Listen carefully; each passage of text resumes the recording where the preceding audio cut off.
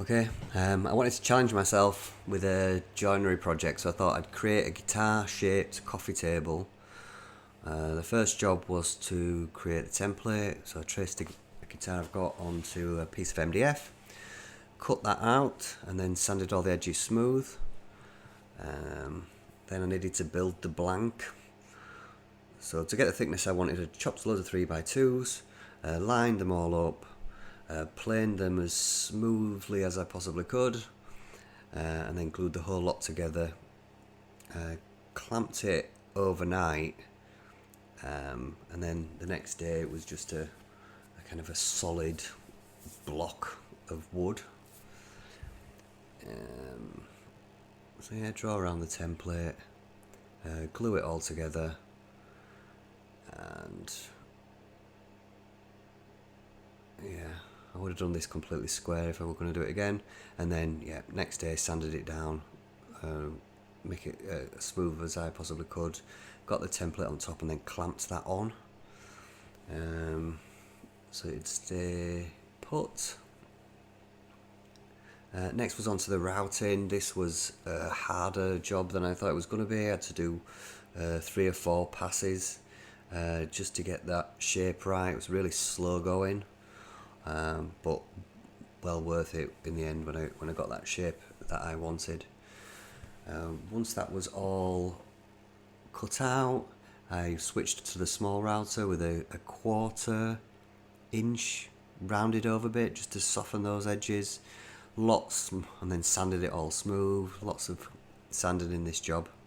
And then to add a bit of character, I wanted to create the sound hole, so I screwed the router into the middle and created a perfect circle, and then routed out the middle, sanded it down again, cleaned it all off. And then the next was my favourite part, which was the blowtorching. It was great to see the grain just popping out, creating those kind of zebra stripes with a full grain. I thought it looked, this went at the point when I started to think it looks really great.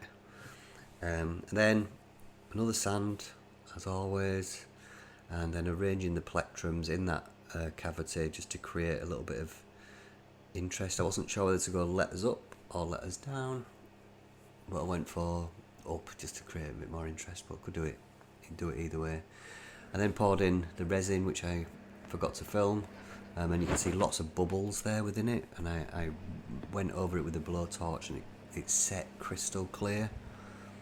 Next was a round of varnish sand, give it 3 coats of varnish, and again each layer just made it that little bit better. The next, for the legs, I wanted to just do simple cross legs, and so notched out 2 pieces halfway, crossed it over, give it the same blowtorch treatment as the top, and yeah, that was it, looking all the same. But I wanted to create a contrast between the legs and the top, so I decided to paint the legs dark. So I went for dark oak. You could still see the burnt effect underneath. And then my son came along to help me. It was nice for me to kind of help him learn the skills that my dad taught me, and I think he enjoyed helping. I made a great job of the second coat. While we were waiting for that to dry, I whittled a Harry Potter style wand, which will be my next video.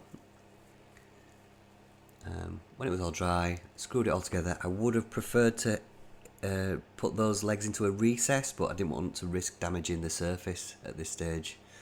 Then the final sand and a coat of beeswax. I gave it a 20 minute wait, and then buffed it all off, make it nice and shiny. Also buffing the epoxy resin.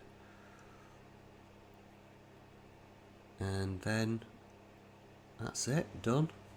I was really pleased with how this turned out. It was an experiment. Well, I think it looks good. So any comments, feedback, what you think I could do better, I'd appreciate that. And if you liked it, like and subscribe to the channel. Thank you very much.